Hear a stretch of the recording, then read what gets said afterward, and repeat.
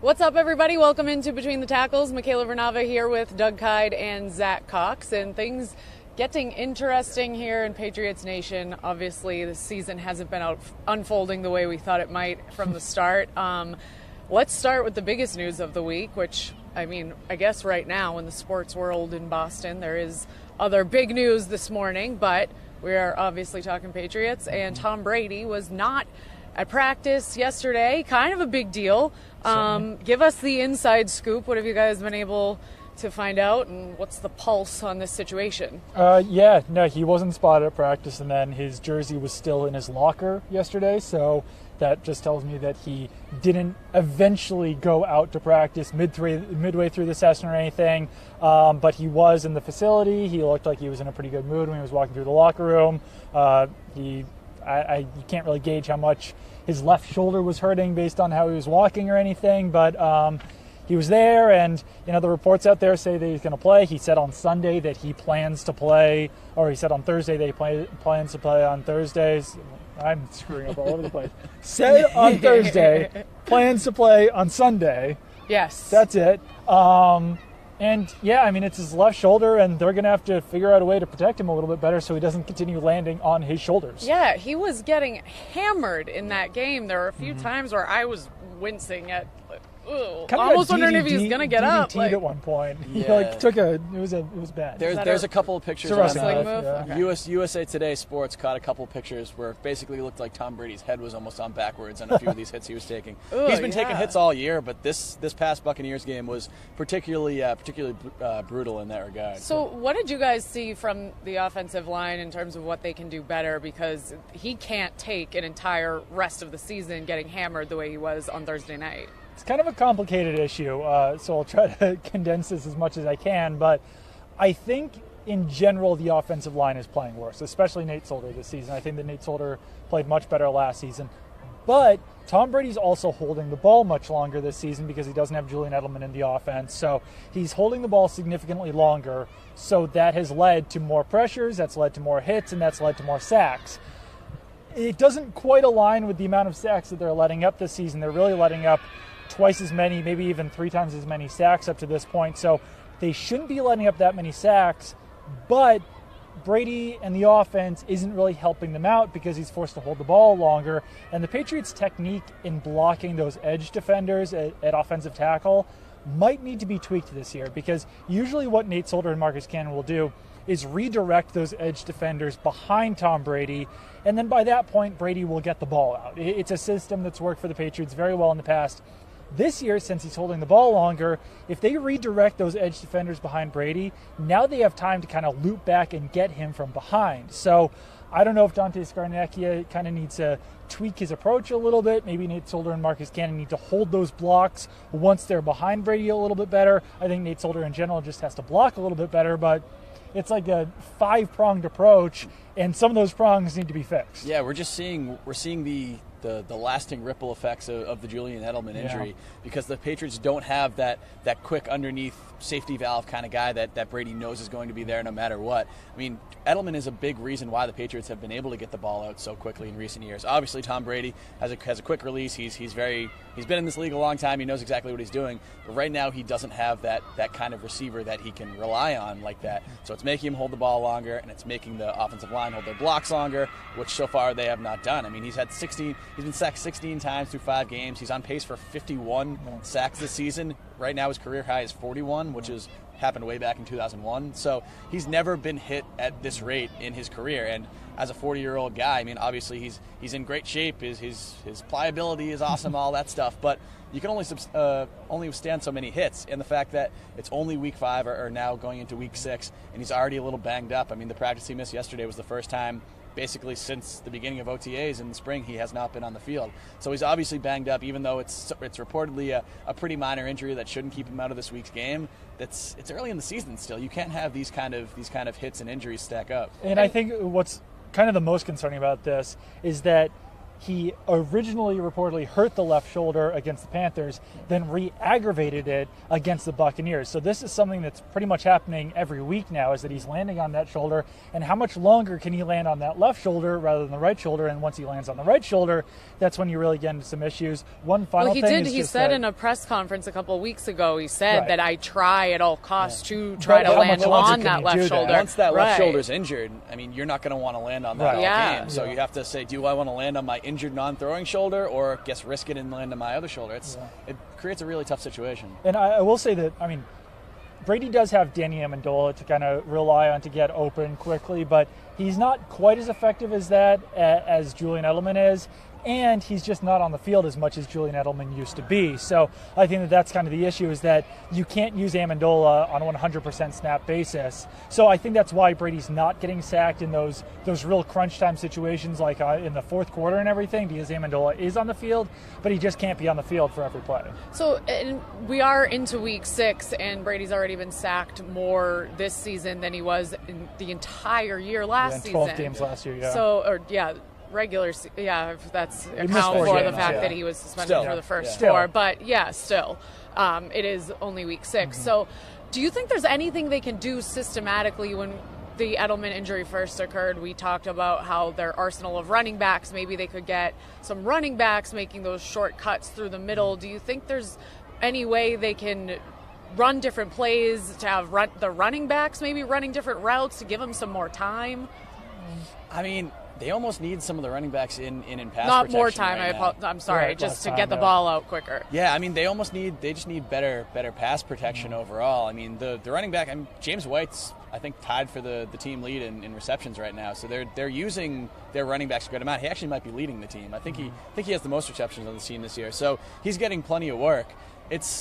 I don't know. It's a tough situation. It's one that they're in the process of figuring out still. I mean, even with these hits, Tom Brady is playing very well. He's one of the most productive quarterbacks in the entire NFL. I believe he's first or second in yards per attempt, QB passer rating, basically all the important quarterback stats. So this really isn't hurting his game right now, and the offense is still kind of clicking along at a pretty good rate, but it's more of a preservation thing. Offensive coordinator Josh McDaniels was asked about that actually during his conference call this week, is if those running backs could be used in a wide receiver type manner, and he basically said no, they're running backs, they're not wide receivers. So a running back can really only get so open in the middle of the field, out of the backfield so quickly. So I think it really is just they have to hope that the offensive line improves, and they have to maybe make some tweaks to that offensive line technique to rely on Cannon and Solder to block guys a little bit longer moving forward, and that will be difficult. Well, Brady's trust certainly does seem to be coming along with Brandon Cooks, and especially even more so with Chris Hogan. He was a reliable guy last year, but now he's been relied on more without Edelman.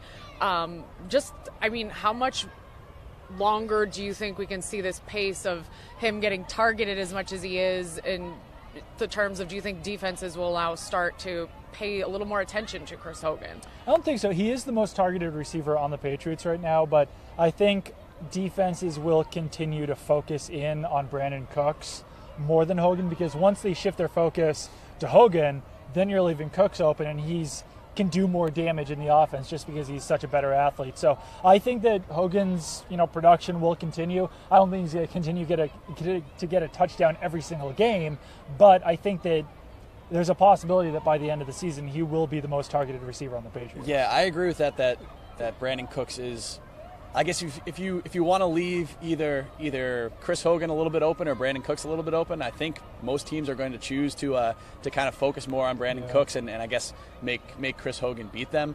I've been very impressed with what I've seen from Danny Amendola this season. I know we talked about him a little bit earlier. I wrote about him after that Thursday night game. He's basically playing the best football of his career right now, which is pretty crazy as a 31-year-old who a lot of people kind of have said over the last couple of years isn't really even worth the contract that the Patriots pay him. Is he on the Tom Brady health regimen? Because you're right. He used to be, people would joke about, what was the nickname people would call him? Danny...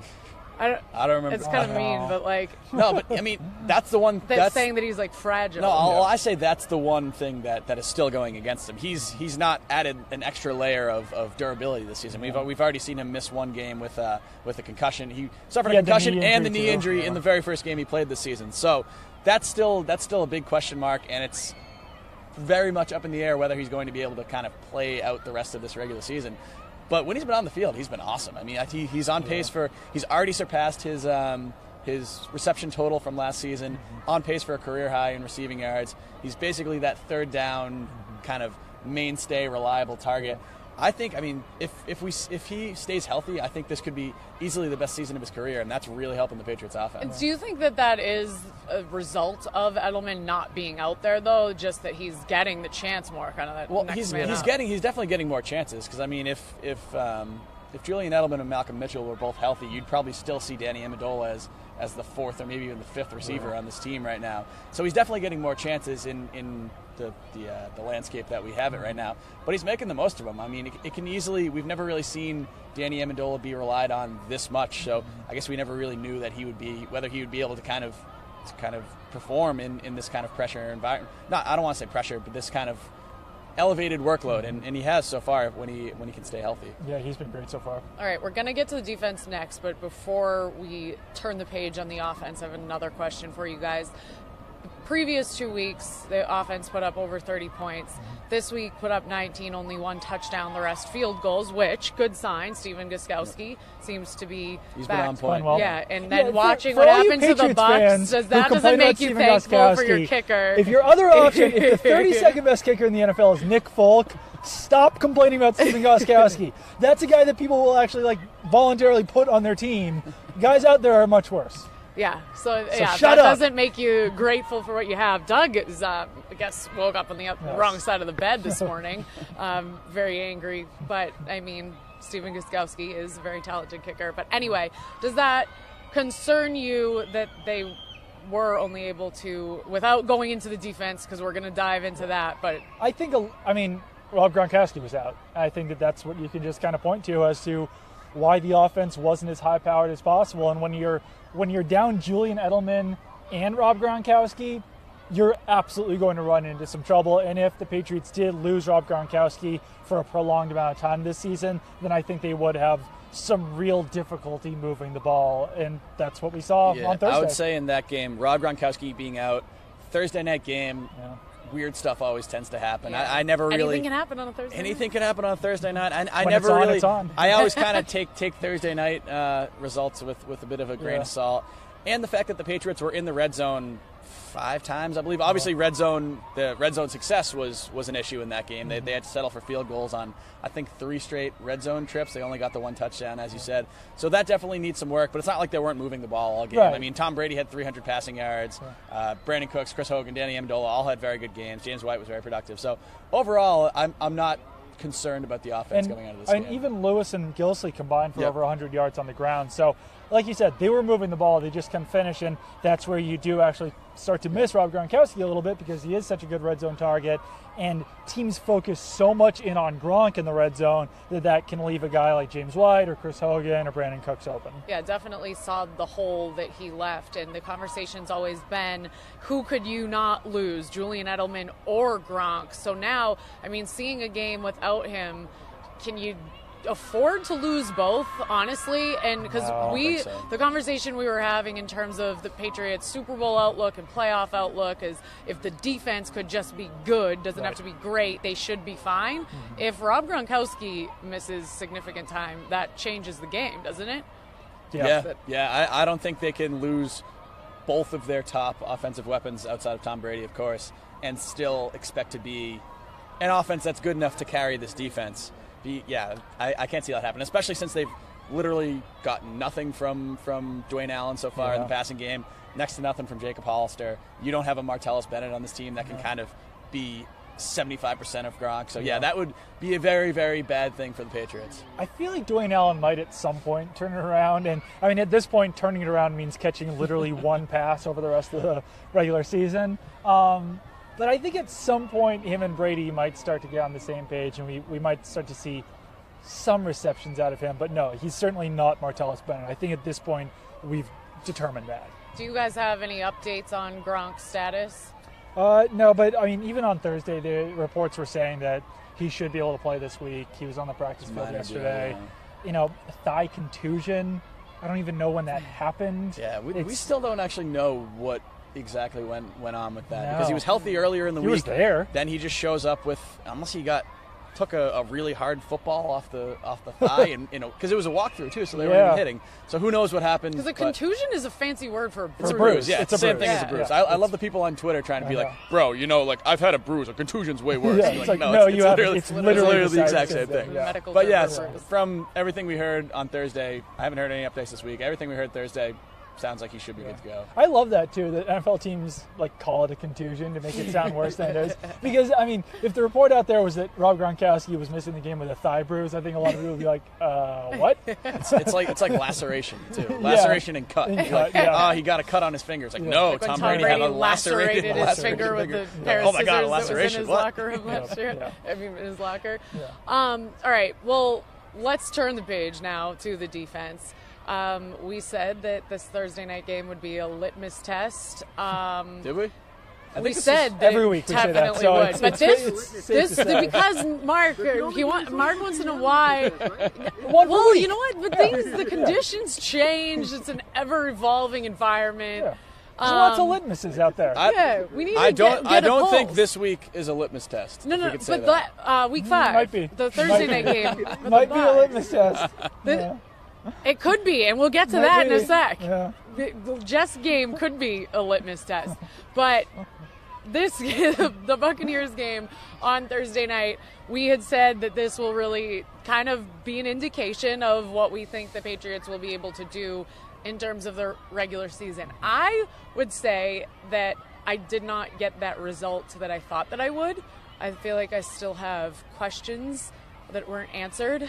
I need closure on that litmus test. I don't have it. I think that they definitely looked better, and I think Stephon Gilmore played well. The communication issues weren't there, so a lot of things got fixed. The Patriots defense was really high on themselves after the game. Bill Belichick was really high on the defense after the game, and I think what happens in these games, they looked incredible in the first 3 quarters, and then once it gets down to that fourth quarter, it's as much about draining the clock as it is about preventing yards at that point. And that's why the Patriots win games, because they're not, focused in on stats. They're focused in on winning, and they won the game. And I know that a lot of people are saying, well, if Nick Folk had hit the 3 field goals in the game's a different situation. The game's a situation for the Patriots offense at that point, too, and maybe they don't do the short punt. And, one of Nick Folk's field goal attempts was 58 yards. So you can't just say, if he hit all 3 field goals. Gostkowski hit a 58-yard field goal the week before. But Steven That's Gostkowski's why a lot Nick better Folk than no Nick longer Folk. has a job. Yeah, exactly. Yeah, the way that I thought about it was coming out of the game. Did I feel better about the Patriots or did I feel worse about the Patriots? And I definitely felt better about the way the team played.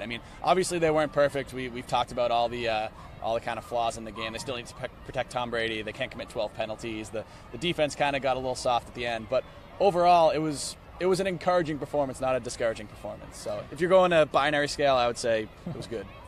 Oh, now you're really getting fancy with the litmus test, Zach. Whoo!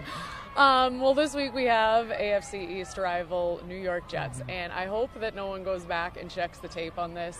I don't think anyone will, so I think I'm safe. But I'm pretty sure I made some sort of asinine statement, like that I would do something really weird if the Jets were to beat the Patriots this season. Because, we thought that the Patriots were going to be undefeated and the Jets wouldn't win a single game this season. Yep. That has not been the case. This is a first-place face-off. I had to say that I was like, it still just doesn't feel right, even though I know that the Jets have been winning. Yes.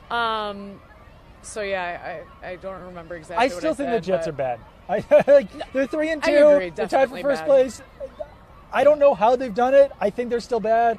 I don't think that their strength of schedule has been overly difficult so far. So, I don't know. Yeah. I don't buy it. They're a step up from what we all expected them to be, but we all expected them to be literally like a tire fire of terrible football. And I also thought Josh McCown was going to get hurt on the first play of the season. So the fact that he stayed healthy for 5 games is helpful. He's basically the Sam Bradford of last season. He's I think he's second in the NFL. He's second in the NFL in completion percentage, but 28th in yards per attempt. Yes. So he's basically, you're going to see a lot of dinking and dunking this weekend. And he has 4 interceptions. He does have 4 interceptions.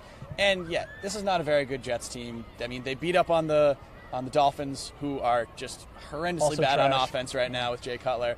They beat the Jaguars, who I don't know what to expect from them because they either destroy teams or they lose to terrible teams. I don't know what to expect from them. They did run for like 250 yards against the Jaguars, which was a little surprising. Big plays and then from Powell and McGuire. Yeah, then they beat the Browns, who probably are legitimately the worst team in the league. They beat them by 3 points, and I rewatched that game this week. Probably the worst football game I've seen all season for at least 3 quarters. It was just punt, missed field goal, interception, punt. Gross. I think the Patriots should come out and easily defeat the New York Jets this weekend. But, I mean, it's weird when the Patriots play the Jets because no matter how dominant one team is and how kind of miserable the other team is, they always seem to play close games. Especially in New Jersey. Yeah. Yeah, those games are usually pretty close. Yeah, like even last season, would they win by 5? Yeah, and then what was in 2013 was the Chris Jones game when Patriots lost that one. The overtime one with Matthew Slater. Yeah, it's always close when the Patriots play the Jets in New Jersey. So I think the Patriots are favored by like 9.5 or something in this game. I might even take the Jets in this game. Points-wise, not as far as money line goes. But just because those games are always close, I mean, the Patriots should blow out the Jets. It should be like 48-3 in this game. But I don't know. I mean, it's the Jets are 3-2, and they always play them tough at home. So we'll see. So I guess if the Patriots have anything to worry about, what area is the main concern, do you think? I think the Jets' D-line is still kind of the strength of their team, even though they don't have Sheldon Richardson anymore. Still have Muhammad Wilkerson, still have Leonard Williams, even though neither of them have been particularly productive this season. Like I don't think neither of them have a sack yet. Muhammad Wilkerson doesn't even have a quarterback hit. But those are 2 of the kind of upper echelon defensive ends / defensive tackles in the NFL. You're going to get what I assume to be a super motivated Coney Ealy probably this weekend. Coney Ealy revenge game because he's actually played pretty well for the Jets. I know he was injured last week, but before that he's been a pretty good player. Like we said, the Patriots offensive line, the combination of the Patriots offensive line and Tom Brady holding onto the ball, not the greatest recipe against a defensive front that's that good. But overall, I mean, that's really the only area that I could say the Jets have even. I don't even want to say they have the advantage, but that's a pretty close battle. I mean, what would you say? Their offense, I can't really think of anything. Yeah, there's not much, especially since Bilal Powell is banged up, Matt Forte's banged up, so I think they'll be, depending on McGuire a lot there. I don't know. I mean, the Patriots' run defense hasn't been great because they're linebackers, but if you can't stop, I think McGuire's a rookie, undrafted rookie, something like that. If you can't stop him, then who are you going to stop this season? Jets passing game, even though McCown's played pretty well, Bill Belichick talked about him today like he was Dan Marino, and if they can't stop Josh McCown and Jermaine Kearse, then I don't know. So is this a week where maybe the Patriots defense can kind of get some reps out? I mean, I don't want to call it practice reps because, of course, it is still a game, and we're saying it's not necessarily in the bag, but where they can maybe start to gel and just get the ball rolling in the right direction. If they don't look good in this game, if they don't even look as good as they did against the Bucs, then I think that, panic mode starts to set in for the rest of the season. I think that the Bucs game was a good first step. Now, this week, they should really dominate the Jets, and if they can't, then I think that you might be looking at a season-long issue there on the Patriots' defense. And that is why this game is a litmus test. That is why. Any final thoughts here, guys? Because there's some soccer, screaming children. There's a lot of screaming kids behind us. There's always something fun going on here on Wednesdays, I'm telling you. But I think they're about to play some soccer. These kids will play more soccer today than the U.S. will play in the World Cup next summer. Mark. And I'm very, sorry, producer Mark's a big soccer guy. I am very disappointed because pretending to be a soccer fan for like a month, every World Cup is like my favorite thing in the entire world. I mean, you get to go to the bar at like 11 in the morning, just wear like all red, white, and blue, cheer for guys you've never heard of. You don't need an excuse to go to the bar at 11 in the morning. That's true. I've adopted Iceland as my new team. I'm going to just like say Mighty Ducks 2 quotes all day. Are you going to go out there for a game? You should.